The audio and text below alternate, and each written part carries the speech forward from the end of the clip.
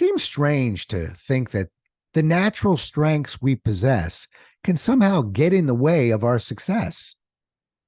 Let's have ourselves a pocket sized pep talk because they can. And I'll tell you how that can happen and what you can do about it when it does happen. A Pocket Sized Pep Talk, the podcast that can help energize your business and your life with a quick, inspiring message. Now, here's your host, Rob Jolles. Oh, I've always enjoyed the game of basketball. Not blessed with great height, I fell in love with the position of point guard. The position allowed me to relay plays being sent in by my coaches and manage the flow of the game. It was the perfect position for a smaller player who liked to lead and control things. Being left-handed gave me an initial advantage over my opponents, since most defenders assumed I was right-handed, and I would most likely be moving to my right.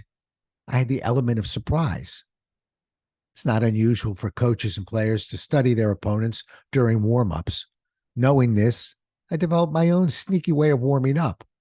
Although I was uncomfortable dribbling or moving to my right, I'd warm up almost exclusively using my right hand.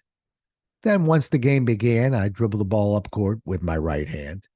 And as soon as I got near the top of the key, cross over to my left. This always left my defender flat-footed. From there, I'd drive to the basket for an easy layup. This little trick never failed to work the first time. With my defender thinking it was an anomaly, it would often work the second time too. But by the third time, my defender would be waiting for me. The element of surprise had been replaced by predictability.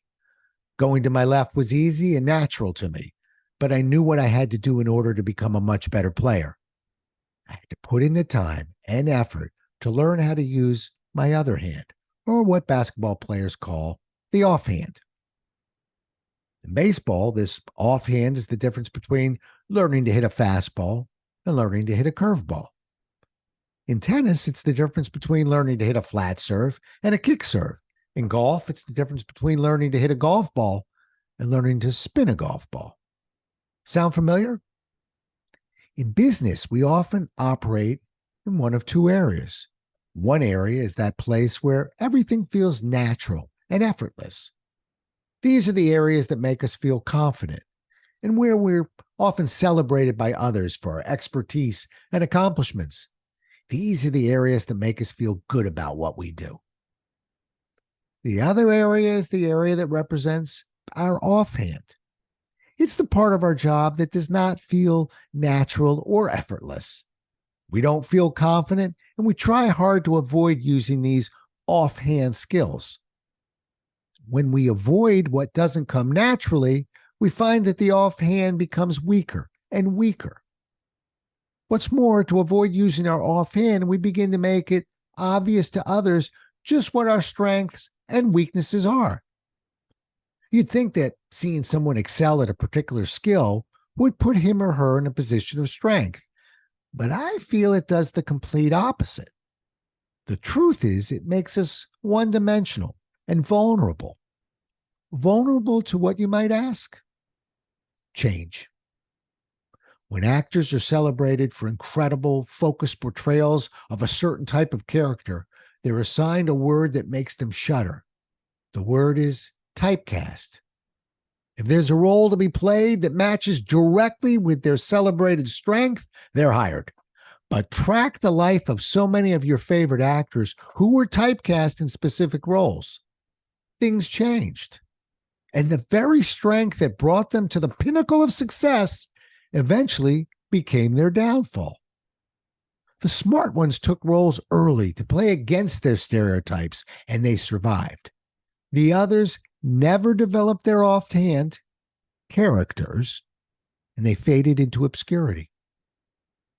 If you want to be good at anything, by all means, continue to shine in the light your natural and celebrated skills deliver. But Voltaire once said, "Good is the enemy of great." If you want to be great, identify that offhand and work twice as hard to develop it. If writing is a weakness, enroll in an adult education program. If you find you Avoid public speaking at all costs? Join Toastmasters. If selling is something you hate to do, read one of my books and give me a call. While you're improving that offhand, be prepared to be frustrated, and you'll have to fight off the voices in your head that will tempt you to return to your more natural ways. Continue to work hard, and a whole new level of success awaits you. Thanks so much for listening. If you enjoyed today's show, please rate and recommend it on iTunes, Outcast, or wherever you get your podcasts. You can also get more information on this show and Rob at jollis.com.